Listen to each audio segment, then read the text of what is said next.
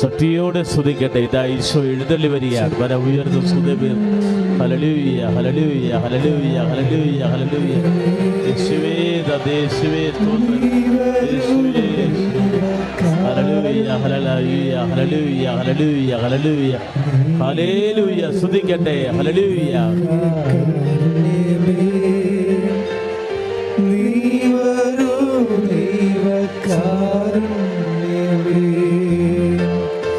ജീവിതം നിന്റെ കാരുണ്യമേ, ജീവനേ ഹല്ലേലൂയ, ഹല്ലേലൂയ, ഹല്ലേലൂയ, ഹല്ലേലൂയ, ഹല്ലേലൂയ, ഹല്ലേലൂയ. ജീവിതം നിന്റെ കാരുണ്യമേ, ഹല്ലേലൂയ, ഹല്ലേലൂയ, ഹല്ലേലൂയ, ഹല്ലേലൂയ, ഹല്ലേലൂയ, ഹല്ലേലൂയ. യേശുവേ യേശുവേ. കരങ്ങൾ ഉയർത്തിക്കൊണ്ട് സ്തുതിക്കട്ടെ.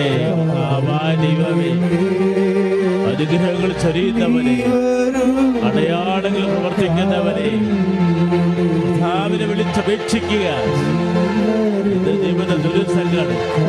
സങ്കീർത്തനം 68 പറയുന്നു, നിന്റെ ദുരിതങ്ങൾ ഈശോ കണ്ടിരിക്കുകയാണ്. യഹോവയുടെ ദുരിതങ്ങൾ കാണുന്നു. ഹല്ലേലൂയ. കരയട്ടെ, കണ്ണുനീരോടെ വിളിക്കട്ടെ. ഇത് അത്ഭുതത്തിന്റെ നിമിഷമാണ്, അടയാളങ്ങളുടെ നിമിഷം, ദൈവം കൃപ ചൊരിയുന്ന നിമിഷം. യേശുവേ യേശുവേ യേശുവേ യേശുവേ യേശുവേ യേശുവേ യേശുവേ. പ്രാർത്ഥിക്കുന്നു.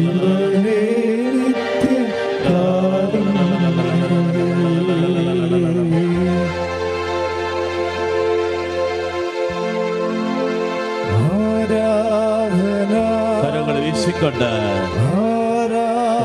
പരമദിവ്യകാരുണ്യത്തിന് ഒഴിച്ചുണ്ടായിരിക്കും.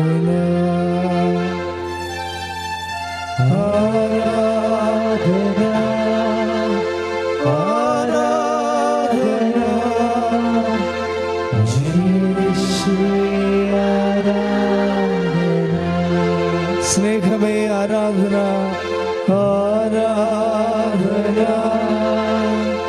ആരാധന. സ്നേഹമേ ആരാധന, ആരാധന, ആരാധന.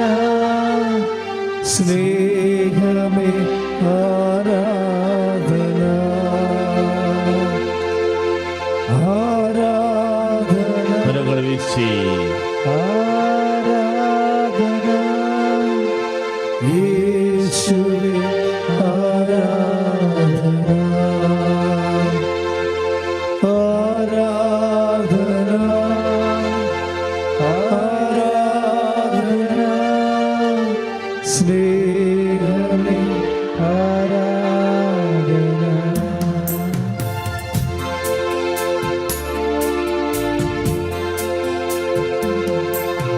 സ്വസ്തി സുലോകരാണി, മാലാഖമാരുടെ റാണി, നിന്നിൽ നിന്നാഗതമായി വന്നിൽ രക്ഷകദീപം.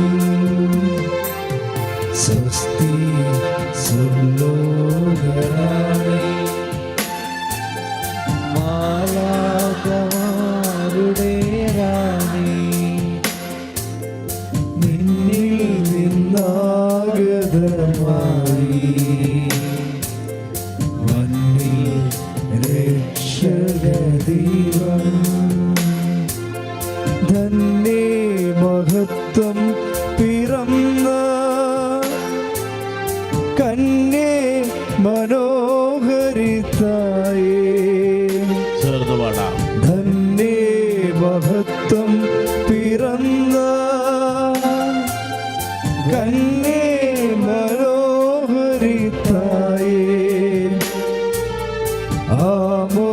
ആമോദമാർന്നു നീ വരിക,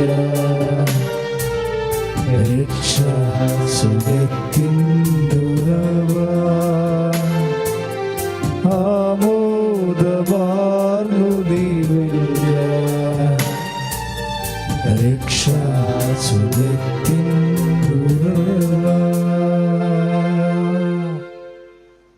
അമ്മേ പരിശുദ്ധമേ, പരിശുദ്ധമേ, കൃപാസനം കൃപാസനം, പ്രസാദപരമാതാവേ, സാരമാതാവേ, അങ്ങേ സന്നിധി സന്നിധിയിൽ ഞാൻ ചെയ്ത ഞാൻ ചെയ്ത ഉടമ്പടി പാലിക്കാൻ പാലിക്കാൻ എനിക്ക് ശക്തി തരണമേ. ശക്തി തരണമേ.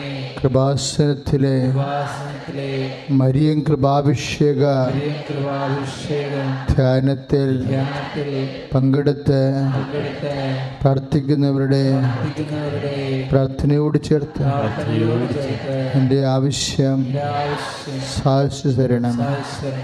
ശ്രുതികട ഹല്ലേലൂയ.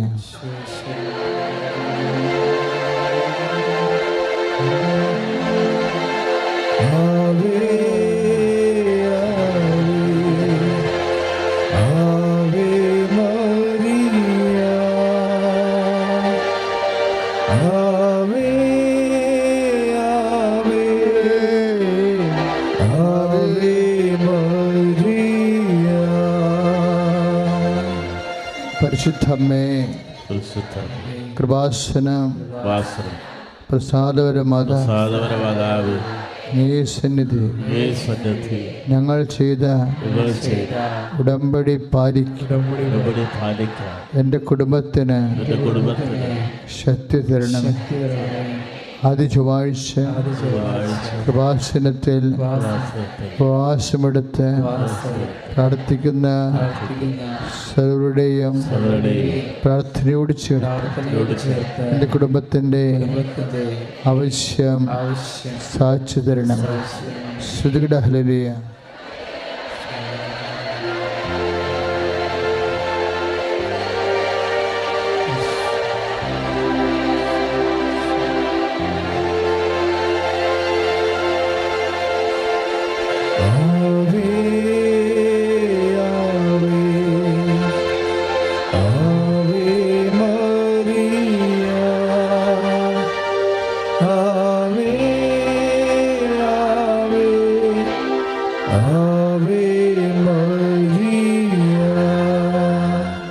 അമ്മേ പരിശുദ്ധമേ, കൃപാസനം പ്രസാദപരമാതാവേ, അങ്ങേ സന്നിധി എൻ്റെ പ്രിയപ്പെട്ടവർക്കായി ഞാൻ ചെയ്ത ഉടമ്പടി പാലിക്കാൻ എനിക്ക് ശക്തി തരണമേ. ആദ്യ ഞായറാഴ്ച കൃപാസനത്തിൽ നടക്കുന്ന ദിവ്യകാരുണ്യ ദമ്പതി ധ്യാനത്തിൽ പങ്കെടുത്ത് പ്രാർത്ഥിക്കുന്നവരുടെ പ്രാർത്ഥനയോട് ചേർത്ത് എൻ്റെ ആവശ്യം സാധിച്ചു തരണമേ. ശ്രുതികട ഹല്ലേലൂയ.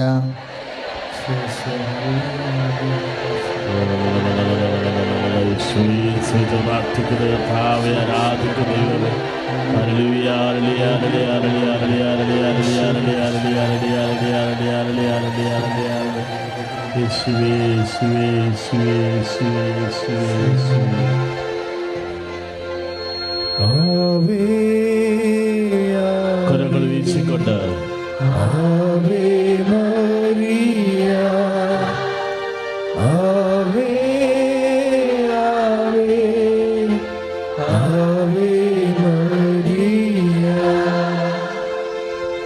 Price the lord. സന്തോഷത്തോടെ ഇരിക്കുക.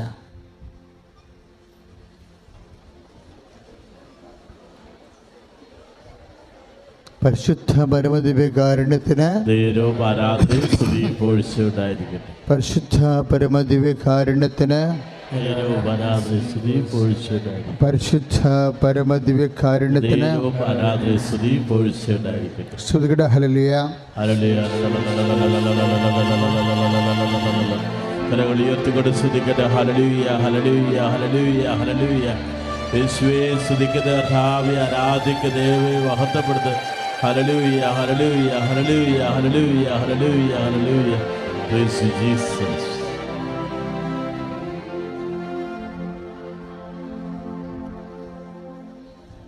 പ്രിയപ്പെട്ടവരെ,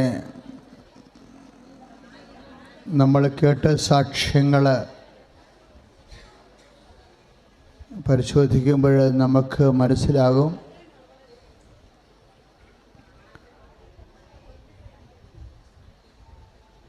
ഉടമ്പടിയിൽ നമ്മൾ ഇന്ന് വന്ന സാക്ഷ്യങ്ങളിലെ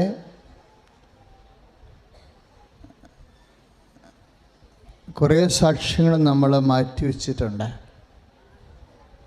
അത് നിങ്ങൾക്ക് ഇട ദിവസങ്ങളിൽ വന്നുള്ള വലിയ കൂട്ടായ്മയ്ക്ക് പറയാവുന്നതാണ്. സമയപരിമിതി മൂലമാണ് നമുക്ക് എല്ലാ സാക്ഷ്യങ്ങളും പറയാൻ കഴിയാതിരുന്നത്.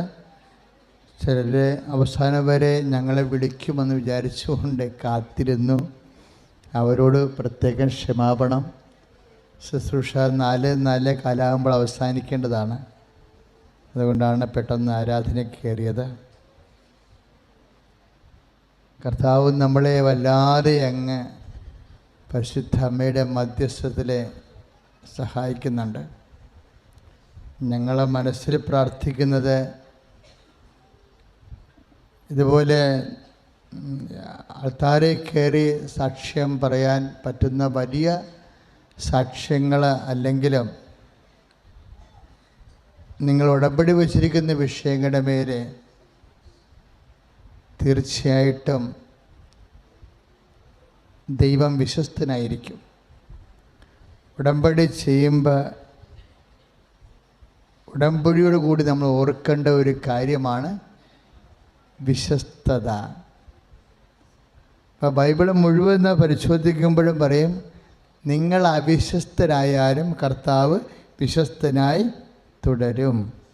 അതെപ്പോഴും നമ്മൾ ശ്രദ്ധിക്കണം. ഇപ്പോൾ മെറിലിൻ്റെ ഒരു സാക്ഷ്യം കൊല്ലത്തുനിന്ന് കേട്ടില്ലേ? അവരുടെ പ്രത്യേക സാഹചര്യത്തിൽ ഒരു 1-2 പ്രാർത്ഥനയ്ക്ക് അവർ മുടങ്ങിപ്പോയി എന്നല്ലേ പറഞ്ഞത്. പിന്നീട് അവർ പുതിയ ഉടമ്പടി ചെയ്തെന്ന് പറഞ്ഞു അല്ലേ? പുതിയ ഉടമ്പടി ചെയ്യുമ്പോഴും കർത്താവ് അവരെ വീടിൻ്റെ കാര്യത്തിൽ അനുഗ്രഹിച്ചത് പഴയ ഉടമ്പടി വെച്ചാണ് അനുഗ്രഹിച്ചത്. Price the Lord. ആ സാക്ഷ്യം ശ്രദ്ധിക്കുമ്പോൾ നമുക്ക് മനസ്സിലാവും. മെറിലിനെ സംബന്ധിച്ചിടത്തോളം അവർ ആദ്യ ഉടമ്പടിയിൽ പ്രത്യേക സാഹചര്യം കൊണ്ട് കുറച്ച് അവിശ്വസ്തത വന്നു പോയെങ്കിലും അതുകൊണ്ട് അവർ പുതിയ ഉടമ്പടി ചെയ്തു. പുതിയ ഉടമ്പടി ചെയ്തെങ്കിലും പഴയ ഉടമ്പടി പ്രകാരമാണ് അവർക്ക് ഭവനം ആ 1 മാസം കഴിഞ്ഞപ്പോൾ തന്നെ ഈശോ ക്രമീകരിച്ച് നൽകിയത്. ദാറ്റ് മീൻസ് ഉടമ്പടിയോട് നമ്മൾ അല്പം ഏതെങ്കിലും മാറ്റിവെക്കാനാവാത്ത മാനുഷിക കാര്യങ്ങളാൽ എന്തെങ്കിലും ഫ്ലോപ്പ് സംഭവിച്ചാലും ദൈവം ആ ഉടമ്പടിയോട്, കാര്യം നമ്മൾ ദൈവത്തോടാണ് ഉടമ്പടി ചെയ്യണത്. കൃപാസനത്തിലെ ഉടമ്പടിക്ക് പരിശുദ്ധ അമ്മ വഴി ചെയ്യുന്നു എന്നുള്ളതാണ്. നമ്മൾ പരിശുദ്ധ അമ്മയോടല്ല ഉടമ്പടി ചെയ്യണത്, അറിയാമല്ലോ അല്ലേ? ആരോടാണ് ഉടമ്പടി ചെയ്യണത്? ഫേസ്ബുക്കിലും വാട്സപ്പിലും ഒക്കെ ഭയങ്കര ചോദ്യങ്ങളാണ്. അച്ഛാ എന്നാ ഉടമ്പടി ഒന്ന് പറഞ്ഞു തരുമോ എന്നൊക്കെ ചോദിച്ചിട്ടുണ്ട്. നമ്മൾ എത്ര പേർക്കായിട്ട് പറഞ്ഞു കൊടുക്കാനാ? അപ്പം അതുകൊണ്ട് ഈ പ്രഭാഷണം കേൾക്കുമ്പോൾ ഉടമ്പടി എന്താണെന്ന് അറിയാൻ ആഗ്രഹിക്കുന്നവർക്കൊക്കെ അല്പം ഉൾക്കാഴ്ച ലഭിക്കേണ്ടതാണ്. നമ്മൾ ദൈവത്തോടാണ് ഉടമ്പടി ചെയ്യണത്. കൃപാസനത്തിലെ ഉടമ്പടി ഇത്രയും ശക്തമായ രീതിയിൽ ഇടപെടാൻ കാര്യം ഈ ആൾത്താറിൽ അമ്മ പ്രത്യക്ഷപ്പെട്ടതാണ്. അപ്പോഴേ പരിശുദ്ധ അമ്മ വഴിയാണ് നമ്മൾ ഇവിടെ ദൈവത്തിരുസന്നിധിയിൽ ഉടമ്പടി ചെയ്യണത്. അതിപ്പോഴത്തെ സാക്ഷ്യങ്ങളൊക്കെ കേൾക്കുമ്പോൾ ശരിക്കും നിങ്ങൾക്ക് ഉടമ്പടി ചെയ്യാൻ ആഗ്രഹമുണ്ട്, ചെയ്തോളാം എന്ന് വിചാരിച്ചുകൊണ്ട് അമ്മയുടെ മുഖത്ത് നോക്കിയിട്ട് സാക്ഷ്യം പറയാൻ സഹായിക്കണേ എന്ന് മാത്രം പറഞ്ഞു പോയ ആൾക്കാർ അനുഗ്രഹം ലഭിക്കുന്നുണ്ട്. അത്രയും സ്പീഡാണ്. അവർക്ക് പോലും അനുഗ്രഹം ലഭിക്കുന്നുണ്ടെങ്കിൽ ഉടമ്പടിക്കാർക്ക് തീർച്ചയായിട്ടും അവിടെ എല്ലാ വിഷയങ്ങളുടെ മേലും അനുഗ്രഹം. കാര്യം ഇവിടെ മുഴുവൻ എന്നിങ്ങനെ അനുഗ്രഹം നിറഞ്ഞു നിൽക്കുകയാണ്. അച്ഛനത് ഭംഗിവാക്ക് പറയണതില്ല. ഉടമ്പടി ഇപ്പം കടലിൽ പരന്തുകൾ നിറഞ്ഞു നിൽക്കുമ്പോൾ നമുക്കറിയാം. മത്സ്യത്തൊഴിലാളി സഹോദരൻ പറയും, ഒന്നെങ്കിൽ ഇപ്പോൾ കടലിൽ നോക്കുകയാണെങ്കിൽ കടലിങ്ങനെ പരന്തുകൾ ഒത്തിരി രാഗി നിൽക്കുകയാണെങ്കിൽ മത്സ്യത്തൊഴിലാളി സഹോദരങ്ങൾ എന്താ പറയണത്? ചെമ്മിൻ്റെ കൂട്ടം വന്നിട്ടുണ്ട്, അല്ലെങ്കിൽ കൊഴുവായുടെ കൂട്ടം വന്നിട്ടുണ്ട്, അതാണ് പക്ഷികൾ മുഴുവൻ വരണതെന്ന് പറയും. അപ്പോൾ അവിടെ കൂടെ പഴമക്കാർ പറയും ചെമ്മിനുണ്ടെങ്കിൽ മിക്കവാറും കടലാനയെ ഉണ്ടാകുമെന്നൊരു പന്നി വരും, പന്നിയും വരും അതുപോലെ. അപ്പം ഇതുപോലെ ഈ അനുഗ്രഹങ്ങളിങ്ങനെ നിറഞ്ഞു നിൽക്കുകയാണ്.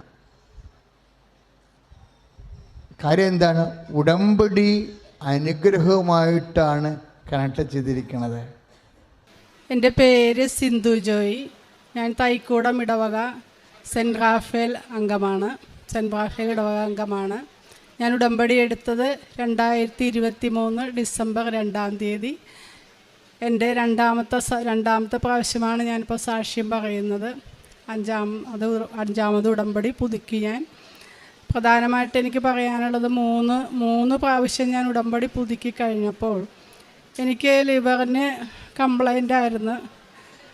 STPTയും STOTയും ഒക്കെ കൂടുതലായിരുന്നു, വളരെ കൂടുതലായിരുന്നു. അപ്പോൾ ഡോക്ടർ ഒരു 3 മാസം മരുന്ന് കഴിക്കാൻ പറഞ്ഞ് 3 മാസം മരുന്ന് കഴിച്ചിട്ടും എനിക്കതിൽ നിന്ന് യാതൊരു കുറവും ഉണ്ടായില്ല.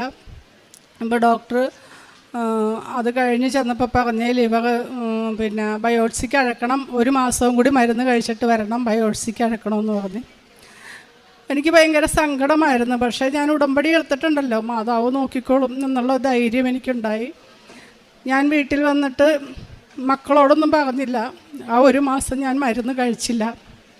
മാതാവിൻ്റെ കാശുരൂപം എൻ്റെ നെഞ്ചിൽ വെച്ച് ഞാൻ 1 മാസം മുഴുവനും വിശ്വാസ പ്രമാണം ചൊല്ലി അമ്മയോട് ജപമാല എത്തിച്ച് ഞാൻ പ്രാർത്ഥിച്ചു. 1 മാസം മുഴുവനും ഞാൻ മരുന്ന് കഴിക്കാതെ അങ്ങനെ തന്നെ തുടർന്നു പോയി. 1 മാസം കഴിഞ്ഞ് ടെസ്റ്റിന് ചെന്നപ്പം ഡോക്ടർ പറഞ്ഞ് അത് കൂടിയിട്ടുമില്ല കുറഞ്ഞിട്ടുമില്ല, 1 മാസം കൂടി മരുന്ന് കഴിച്ചിട്ട് വരാൻ പറഞ്ഞു.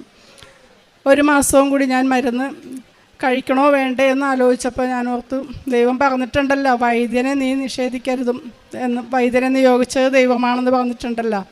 കഴിച്ച് ഞാൻ മരുന്ന് 1 മാസവും കൂടി കഴിച്ച് പ്രാർത്ഥന മുടക്കിയില്ല. മാതാവിനോട് നിരന്തരമായിട്ട് ഞാൻ പ്രാർത്ഥിച്ച് സാക്ഷ്യം പറഞ്ഞോളാം, മാതാവേ എൻ്റെ ശരീരത്തിൽ നിന്ന് കുത്തിയെടുക്കാനുള്ള കരളിൽ നിന്ന് കുത്തിയെടുക്കാനുള്ള വരുത്തരുതേ, എനിക്ക് വേദന സഹിക്കാൻ പറ്റില്ലട്ടോ മാതാവേ എന്ന് പറഞ്ഞ് ഞാൻ എല്ലാ ദിവസവും വിശുദ്ധ തൈലം നെഞ്ചിൽ പുരട്ടി മാതാവിൻ്റെ കാശുരൂപം നെഞ്ചോട് ചേർത്ത് വെച്ച് ഞാൻ എല്ലാ ദിവസവും പ്രാർത്ഥിച്ച്.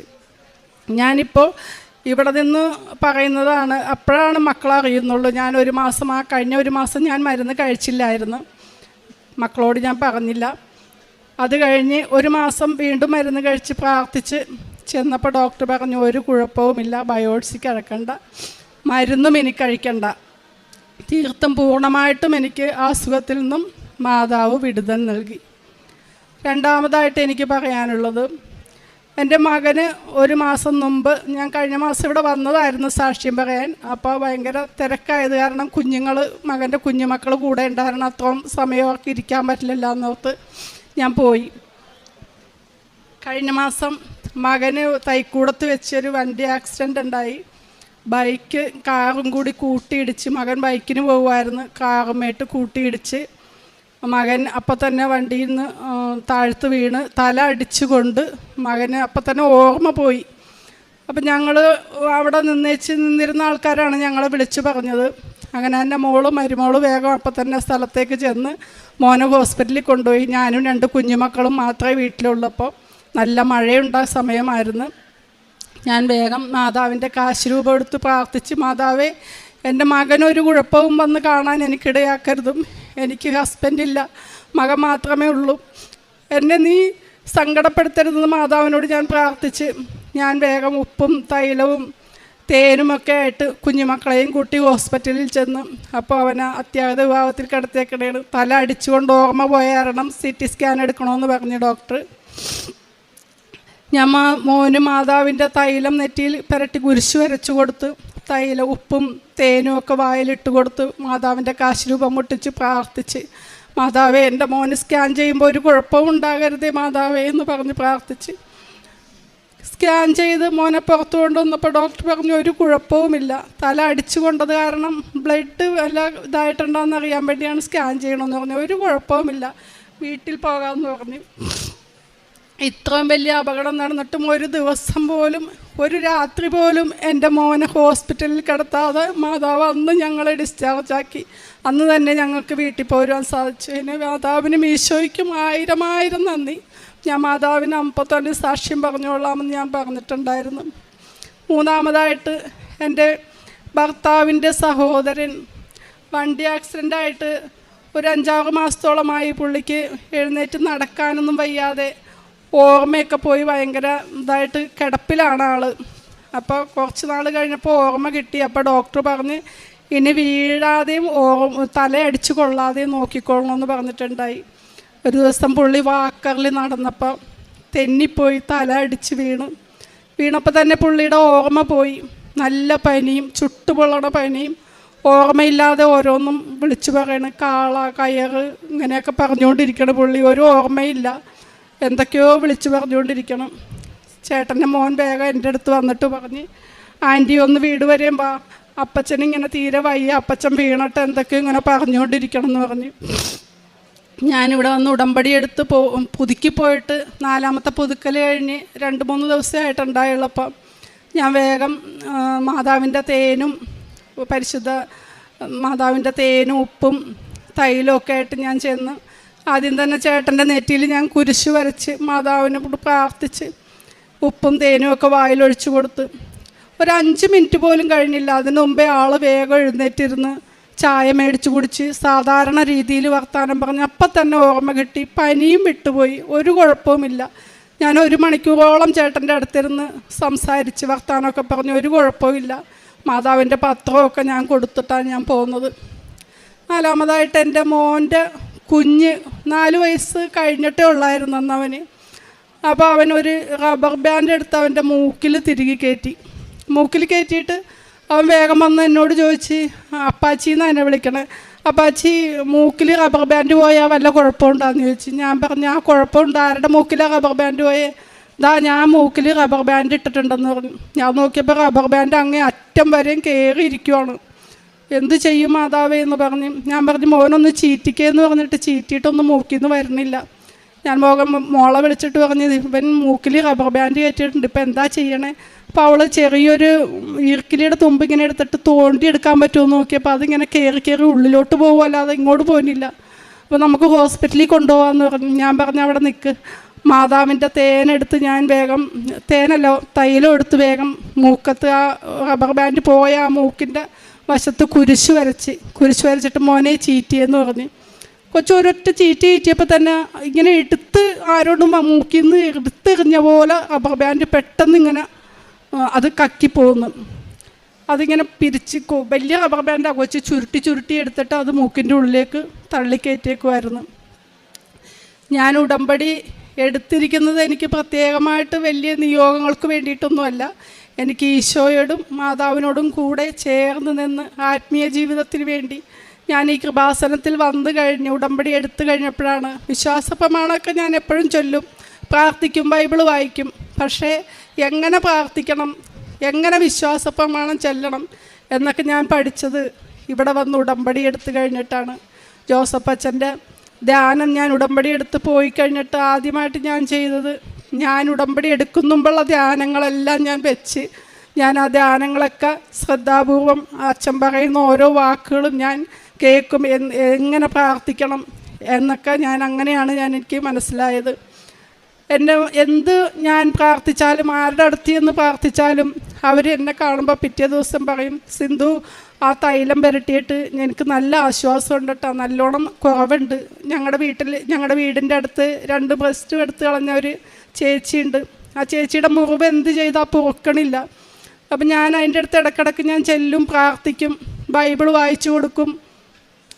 അപ്പം ഞാൻ ഈ തൈലം പുരട്ടി പ്രാർത്ഥിച്ച് കഴിയുമ്പോൾ ഇന്നലെ ഞാൻ ചെന്നപ്പോൾ അവർ എൻ്റെ അടുത്ത് പറയണ, സിന്ധു ആ തൈലം പുരട്ടി കാരണം എൻ്റെ മുറിവെല്ലാം ഉണങ്ങിയിട്ടുണ്ട് കേട്ടോ സിന്ധു, ഒക്കെ ഷുഗറുള്ളതാണ്, ആ മുറിവെല്ലാം ഉണങ്ങിപ്പോയി സിന്ധു, നല്ല ആശ്വാസമുണ്ട് എനിക്കെന്ന് പറയും. ആരോട് മാതാവിനെ പറ്റി ഞാൻ പറഞ്ഞാലും എനിക്കപ്പോൾ എൻ്റെ മേല് കുളിർന്ന് കയറും. മാതാവ് അത്ര അനുഗ്രഹമാണ്. ആരോട് പറഞ്ഞാലും അവർ പറയും സിന്ധു വന്ന് പ്രാർത്ഥിച്ചിട്ട് നല്ല ആശ്വാസമുണ്ട് എനിക്ക് എന്ന് പറയും. അതുപോലെ തന്നെ എൻ്റെ മകളുടെ കുഞ്ഞിന്, മൂത്ത കുഞ്ഞിന് 10 വയസ്സുണ്ട്, അവന് വയറുവേദന വിട്ടു മാറുന്നില്ലായിരുന്നു. അപ്പോൾ ഞാൻ എൻ്റെ വയറ്റത്ത് തൈലം പുരട്ടിയിട്ട് ഞാൻ മകന് വേണ്ടി പ്രാർത്ഥിച്ചു, മാതാവേ എൻ്റെ മകളുടെ കുഞ്ഞിൻ്റെ വയറ്റിലാണ് ഞാൻ പുരട്ടണത്, അവന് ഈ വയറുവേദന പൂർണ്ണമായിട്ട് മാറ്റി കൊടുക്കണേ. സ്കാൻ ചെയ്യുമ്പോൾ കുഴപ്പമൊന്നുമില്ല, വീണ്ടും അവന് വയറുവേദന, ഭക്ഷണം കഴിക്കാൻ പറ്റില്ല, അങ്ങനത്തെ പ്രശ്നങ്ങളൊക്കെ ആയിരുന്നു. അത് കുഞ്ഞിന് പൂർണ്ണമായിട്ട് മാതാവ് മാറ്റിക്കൊടുത്തു. ഇന്ന് വരെയും കുഞ്ഞിന് പിന്നെ വയറുവേദന വന്നിട്ടില്ല. എൻ്റെ കാരുണ്യ പ്രവൃത്തികളെന്ന് പറഞ്ഞാൽ ഞാൻ മിക്ക ഞായറാഴ്ചകളിലും പൊതിച്ചോറ് പൊതിഞ്ഞ് കൊടുക്കും. ഇല്ലാത്തവർക്ക്, ഭക്ഷണം കിട്ടാത്തവർക്ക് അങ്ങനെ പൊതിച്ചോറ് കൊടുക്കും. പിന്നെ എനിക്ക് അറിയാൻ പാടില്ലാത്തവർക്ക്, പരിചയമില്ലാത്തവർക്കാണ് കൂടുതലും ഞാൻ സഹായം ചെയ്യണത്. മരുന്നിന് പൈസ, അങ്ങനെ ബുദ്ധിമുട്ടാണെന്ന് പറഞ്ഞാൽ അവർക്ക് എന്തെങ്കിലും സഹായങ്ങൾ, അങ്ങനെയൊക്കെ ഞാൻ ചെയ്യും. ഞാൻ എല്ലാ മാസവും ഇവിടെ വന്ന് 2-3 കെട്ട് പത്രം വാങ്ങി കൊണ്ടുപോകും, എല്ലാവർക്കും കൊടുക്കും, പള്ളികളിലും വീടുകളിലും എല്ലാം കൊടുക്കും. മാതാവിനെ പറ്റി പറയും. ആത്മീയ ജീവിതം എന്ന് പറഞ്ഞാൽ കൂടുതൽ പ്രാവശ്യം എനിക്ക് ജപമാല എത്തിക്കുവാനും ബൈബിള് വായിക്കുവാനും അരമണിക്കൂറൊന്നുമല്ല ബൈബിള് വായിക്കണത്. എനിക്ക് സമയം കിട്ടുമ്പോഴൊക്കെ ഞാൻ വേറെ പരിപാടികൾ, TV കാണലോ ഫോണിൽ വേറെ പരിപാടികൾ വെച്ച് കാണലോ അങ്ങനെയൊന്നുമില്ല. അച്ഛൻ്റെ ധ്യാനം കേൾക്കും, കൂടുതൽ സമയം ധ്യാനം കേൾക്കും, സാക്ഷ്യം കാണും, അങ്ങനെയാണ് ഞാൻ ചെയ്യണത്. ബൈബിള് വായിക്കും, കിട്ടുന്ന സമയങ്ങളിലൊക്കെ ബൈബിള് വായിക്കും. നിരന്തരമായിട്ട് ജപമാല ചൊല്ലിക്കൊണ്ടിരിക്കും. രാത്രി ഉറക്കത്തിൽ പോലും ഞാൻ വിശ്വാസ പ്രമാണവും നന്മ നിറഞ്ഞ മറിയം ഇതാണ് എൻ്റെ വായിൽ തന്നെ. ഞാൻ അറിയാതെ തന്നെ അങ്ങനെ എനിക്ക് വന്നു പോവുകയാണ്. ഉറക്കത്തിൽ കിടന്ന് ഇങ്ങനെ വിശ്വാസ പ്രമാണം ചൊല്ലും, ജപമാല എത്തിച്ചുകൊണ്ടിരിക്കും, നന്മ നിറഞ്ഞ മറിയം ചൊല്ലിക്കൊണ്ടിരിക്കും. ഇതൊക്കെ എൻ്റെ ആത്മീയ ജീവിതത്തിൽ വളർച്ച. ദൈവം വലിയ അനുഗ്രഹം എനിക്ക് തന്നിട്ടുണ്ട്. ഈശോയ്ക്കും മാതാവിനും 1000 നന്ദി.